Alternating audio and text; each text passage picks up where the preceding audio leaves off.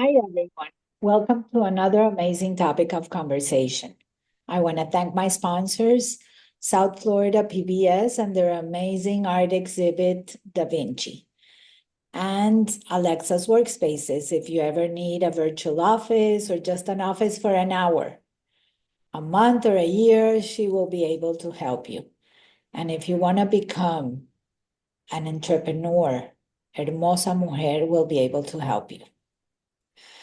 So, Doug, it is really an honor to have you here with me. It's an honor to be here with you today, Gladys.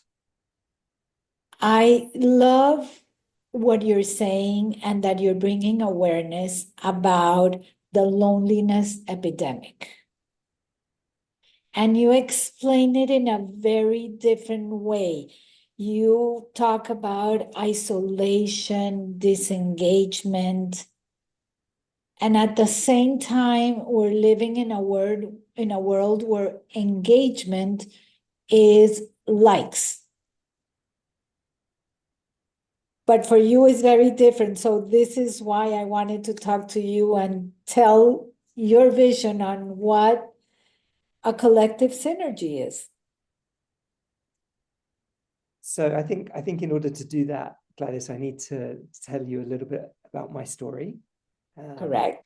So I was, well, it appeared I had a fantastic job. I was a documentary producer for the BBC in England.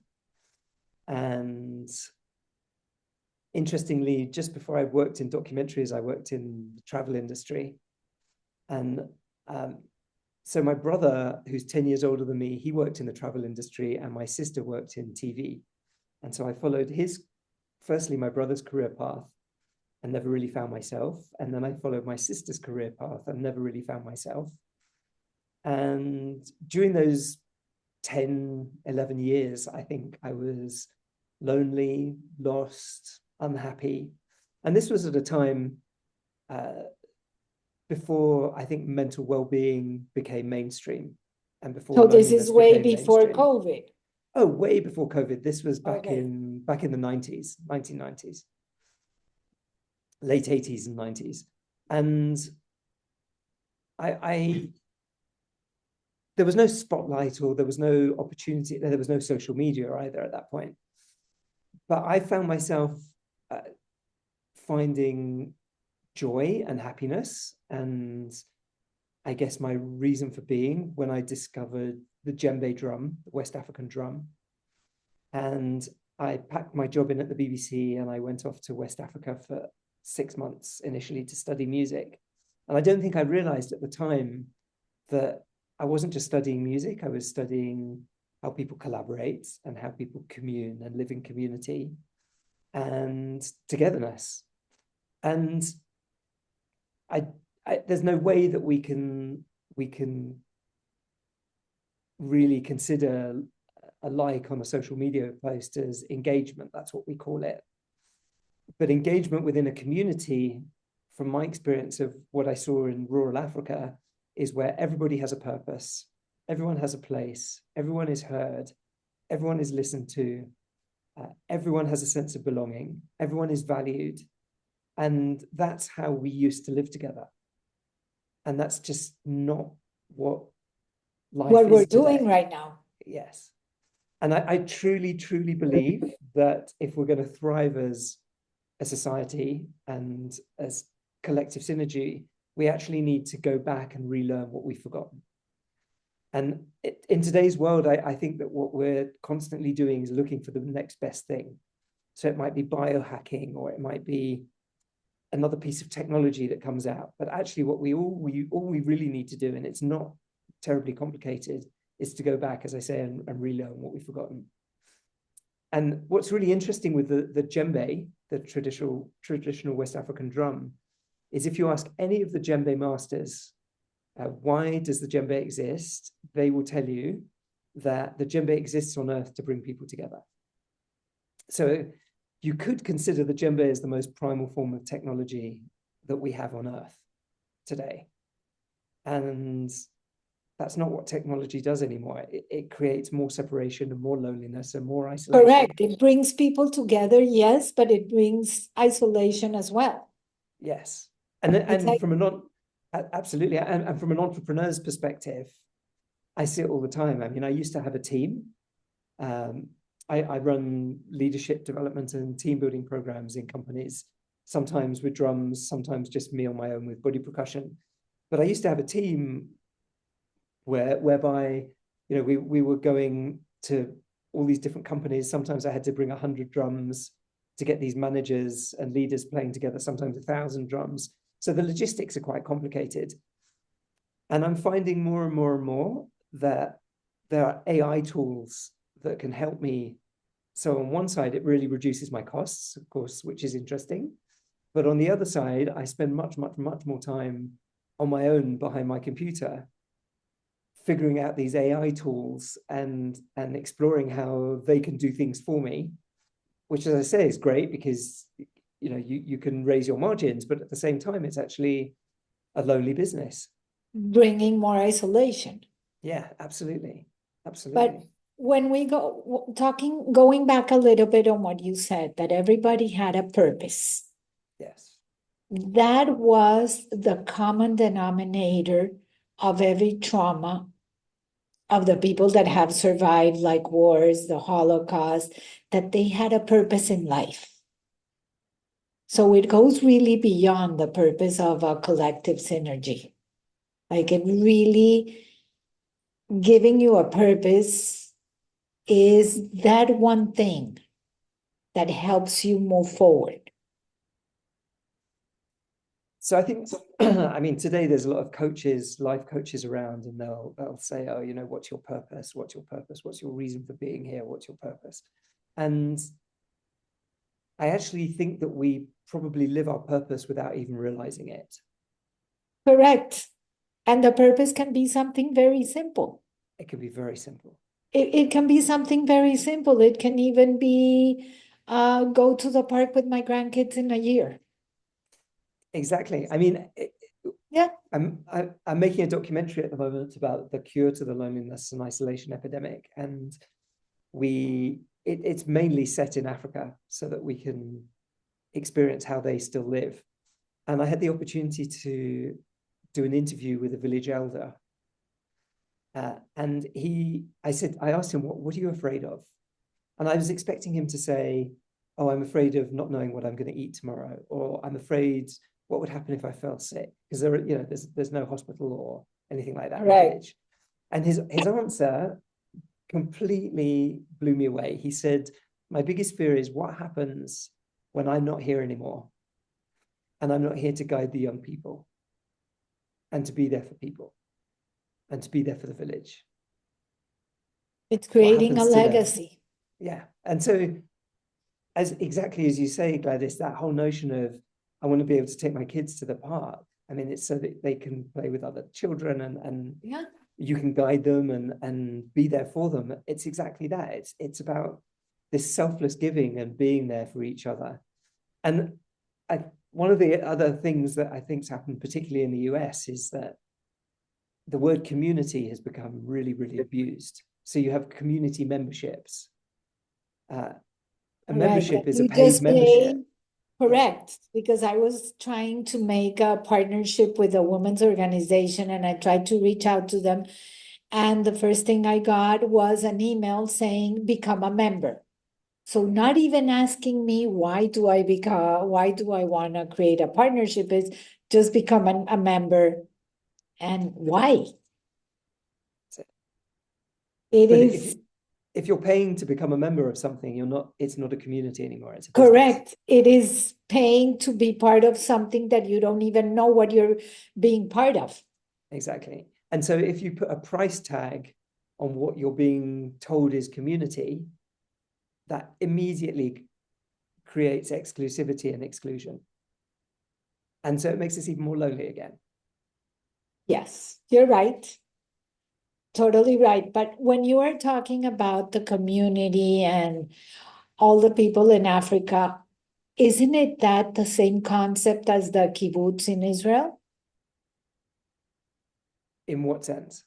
in a sense of community, and that Oh. everybody has a purpose, that everybody works for something. So absolutely, absolutely.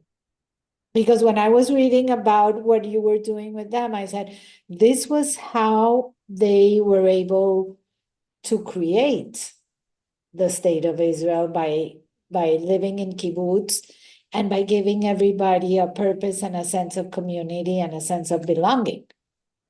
It's exactly that. It's exactly that. And it's that sense of togetherness. Part of the documentary, the story is this master drummer that was born in West Africa, and he basically was never lonely, never on his own, was always supported, always felt supported. And then he ended up in Belgium, and that's where he discovered loneliness. And so that whole notion of togetherness and how we used to live together is what we need to get back again. Certainly, I mean, if that's what Israel was 100%. truly founded on, like any other nation, we've gotten lost somehow. It's So we need to foundation of- bring back the people, correct? Like That's it. in my industry, which is the events, when COVID hit, everybody was isolated. Yes. And we knew exactly what that isolation was all about. But So isn't it that's what, interesting? Sorry, go ahead. tell me, no, go. Isn't You it go. interesting how COVID actually brought this? Well, it brought more of a sense of isolation, but in a sense, it brought more of a sense of togetherness as well. Correct. So all of a sudden, I remember having a meeting with a client during COVID. And it was a guy who I'd only visited him in his office, and I'd only ever seen him in a suit and tie. And all of a sudden we had this meeting, and it was before the kind of blurred backgrounds became fashionable. And there were birds singing, and I thought, oh, it's a summer day. Maybe he has his window open and there's birds, singing outside his house. And all of a sudden this budgie landed on his shoulder, and we did the rest of the meeting with him tickling this bird under its chin. And so then when I did go and see him again in his office in his suit and tie, he wasn't wearing a suit and tie, but I learned something about him that I'd never seen before. And so that whole notion of work-life balance, it kind of got thrown away because it became work-life integration, because we started learning more things about each other than we previously knew. No, I was fascinated. I was fascinated of seeing everybody's houses. That's it. It was like correct, and we all put our guard down. Yeah. We all put our guard down, and it wasn't a more personal way. It was like, okay, I'm going into your house. It wasn't just the stiffness of going into the office and keeping that side private. And so what have we learned from that, though?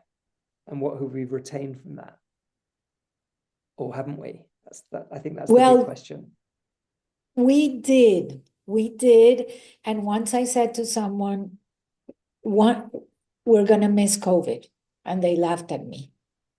And I go, no, you're going to miss the fact that you were with your family, with not the pressure of having to go somewhere or having to do this whole schedule that took over your life. And now you're with your family, and it's spending more about quality time. So that was a part that left us also with COVID, that it was part of an isolation, but also part of bringing a lot of people together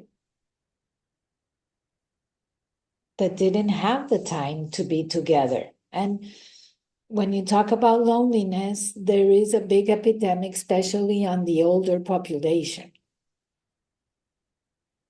And that's why I truly believe that all these places that are for the elderly, that they're amazing. By the time you go and tell your story, you forget, and then you tell your story to the other person and you're never alone. That's true. That's true. So it's true. about bringing people together. But I have a question for you that I have to answer, that I have to ask you, because you met one of my greatest inspirational person, Oprah. What was that like? And having like the Oprah effect. It was an amazing experience. It was extraordinary. We opened her third Super Soul sessions at UCLA. So I bought 1,850 drums. 8,000? No, 1,850. Oh, okay. Still a lot. And we had a whole band on stage, and she asked me to open her Super Soul sessions. And I had about 5 minutes with her backstage beforehand, which was just extraordinary. I mean, she has a presence, she has a way of listening, a way of being so curious and just asking questions that was just, I mean, she's everything that it says on the box, you know? she's the real thing. Yeah, she really is. And did you get the Oprah effect and then like exploded with meetings and everything? Yeah, I mean, it was amazing. And then after our opening, she was meant to go on stage and then curate the rest of the day and talk about what she was going to do. But she was so filled with emotion from having done something with rhythm and the drums and everything that she ran backstage. She sent someone else out, an MC out on stage, to talk for a few minutes so that she could give everyone in the band a hug. Oh, that was nice. Yeah, it was really, I mean, just so human, really. And that's the other part that where a lot of people are lacking, the empathy and the humanization.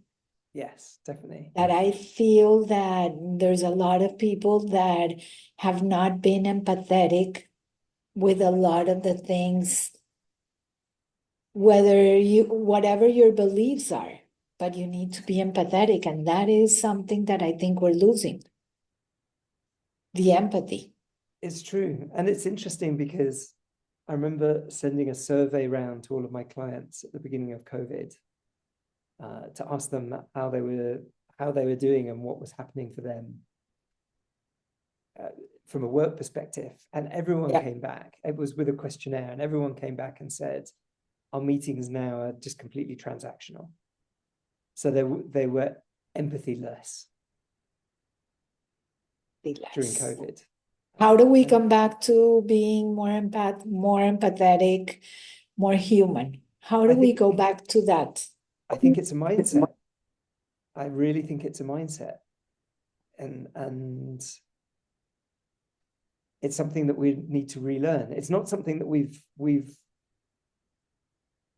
don't have. I believe that every human being has that inside them because it's how we're wired. We're wired for connection. And it's a question of relearning how to use it properly in today's world. And it's interesting because our world has changed, and but I think we have to question the things that we do rather than just get on some kind of treadmill and see things as normal. You know the story about the 5 monkeys in the cage? Have you heard that story? There's a lot. Which one? So 5 monkeys in a cage, they dangled a banana in the middle of the cage. And when the monkey went to take the banana, they got a super powerful water jet, and they blasted the monkey off his feet, and he was thrown to the back of the cage. And they kept doing this until the 5 monkeys in the cage didn't go for the banana anymore, because they knew that if they went for the banana, they'd get blasted to the back of the cage. Okay. Then they changed one of the monkeys, and when they dangled the banana in, that monkey went for the banana, and then the other 4 monkeys stopped him. And little by little, they changed it got to the point where that one monkey, when they dangled the banana, he didn't go and take it anymore because he knew he would get stopped. Anyway, it got to the point where they changed all the five monkeys. None of them had been blasted with water. None of them took the banana, and none of them knew why. Oh, right. And I think that's that interesting. it's interesting. And I think that we do things, but we don't think why we're We doing don't them. think why we're doing them. Yeah. Correct. We And become robots. exactly. And I think that actually what we need to do is just to become more conscious and more curious and ask ourselves the questions, well, why am I doing it like that? Why is it like that? No, Does it have that's to be like that? 100%. And who makes the rules? Because I think that the education right now is more about a line about what they want us to learn, but they forgot to teach critical thinking.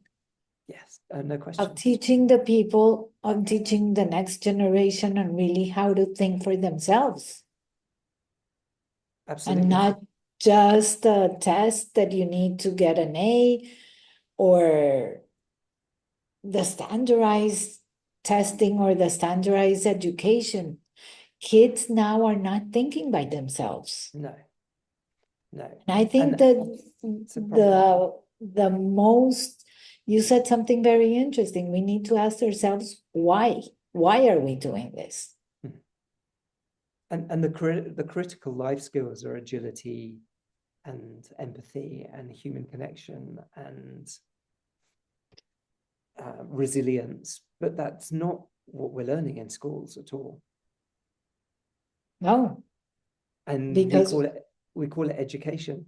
And it's interesting, if you think of, I think we forget the true meaning of words. The word education actually derives from the Latin educe, which means from within. Okay. Which is not what we're forgetting. That's not what that is education is today. definitely It's what like, it it's is. way off. It's way off.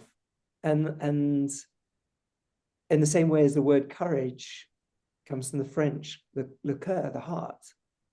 And courage is associated with kind of James Bond and jumping off buildings. Or courage is having dared to go to another place, but it's like, do I do this? Or I'm afraid of it. Correct. It's not coming from the heart. No, it's coming from fear. So the word courage for me is about having heartfelt conversations with people, and it's about coming back to the heart. But that's not, and in the same way as the word inspiration, the true definition of the word inspiration is to infuse with breath. And if you look in the English Oxford Dictionary, so we've forgotten what words really mean today. And it's like we need to go back to the roots of all of these things, Well, in technology words, you're talking about a real reset. Yeah. It's like unplugging ourselves, plugging again, but literally going back to the old times, like the drums, the communities that were all built like that. And I think if we were to slow down and go back, then we would be able to speed up in a more sustainable and healthy way. Well, there's many ways that I feel that I'm in a treadmill that goes fast and fast, and I just want to put stop and just, okay, let me get down. Let me think about what I'm doing, and then I can go back on it. And that doesn't stop. And I think that you're right. We really need to step back and think about what the whole why is. Why are we doing it like this? And we don't have to. That's the thing. We don't have to. And that is really inspirational. So I am putting you on the spot. I'm looking forward to seeing you live in Miami very soon. So to everyone, thank you so much. And until next week, and hopefully there will be peace in the world. Stay safe.